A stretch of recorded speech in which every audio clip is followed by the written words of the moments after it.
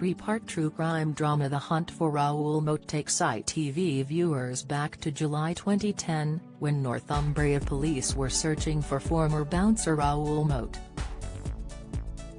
He murdered his ex-girlfriend Samantha Stubbart, her new boyfriend Christopher Brown and later PC David Rathband 2 days after he was released from Durham prison.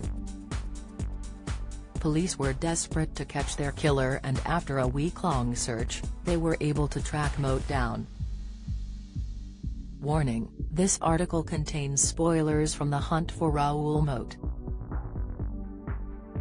Moat was found at the National Trust estate near Rothbury and was surrounded by officers as he held a gun to his neck. His best friend at the time, Tony Laidler, was brought in to attempt to talk the serial killer down. Unexpectedly, former England footballer Paul Gascoigne turned up at the crime scene. Gascoigne, who was wearing a dressing gown and carrying a fishing rod, claimed at the time he was a good friend of the fugitive. This caught the attention of the nation, making Moat and his crimes even more infamous, and yet, the creators of The Hunt for Raoul Moat have decided not to feature this moment. Meghan Markle has thrown Harry to the wolves' rages. Lady C speaking to press, including Express.co.uk, producer Jake Lushington said, "The story we're talking about is the story of Raoul Moat's crimes, his victims, and the efforts to bring justice." Now, obviously, there was a surprise, brief and not very successful intervention by somebody who was very, very famous, and it was odd in a lot of people's minds that this was happening. It was bizarre, and so it became a big story at the time. But in terms of what it impacted upon the actual story we're talking about, it didn't change up the story at all. It wasn't the focus, and it was unnecessarily blown up, so we've referred to it as a report so that we say it happens, but for us, it's nothing really to do with the story we're trying to tell, and had no impact upon it. We weren't minimizing its impact. It didn't have any impact on the actual story of the people we're talking about. It had a huge impact in terms of the public perception of that story. When the ex-footballer showed up at the crime scene, he reportedly told police, "I guarantee, Moaty, he won't shoot me. I am good friends with him." He went on to talk to Real Radio Northwest that day and said that he'd gone there with a can of lager, some chicken, a mobile phone and something to keep warm.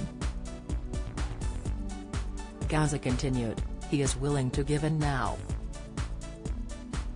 I just want to give him some therapy and say, come on Moaty, it's Gaza.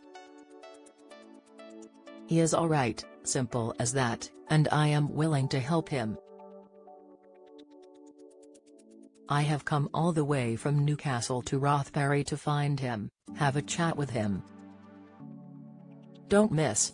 Clive Owen admits he played massive part in split from Amanda, relationship, the repair shop. Viewers rage at World War II POW boot restoration, reaction, Emmerdale's Kim destroys Caleb as she works out his revenge plan, theory. Writer Kevin Sampson backed Lushington, stating they felt it was the right decision not to feature Gascoigne in the show. He believes it was in the 55-year-old's best interests as well as for the ITV dramas. Sampson said, "And let's not forget that he didn't actually turn up. It was a phone call to a radio station. And I think to dramatize that, you know, would undermine the tone and the intentions of the drama." It's also worth pointing out that Paul Gascoigne at that point was clearly not in a great place.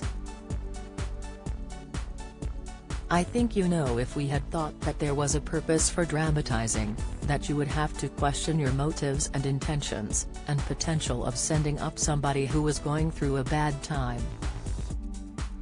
The miniseries will air over 3 consecutive nights, with the final episode coming out on Tuesday, April 18. The Hunt for Raoul Moat premieres on Sunday, April 16, at 9 p.m. on ITV.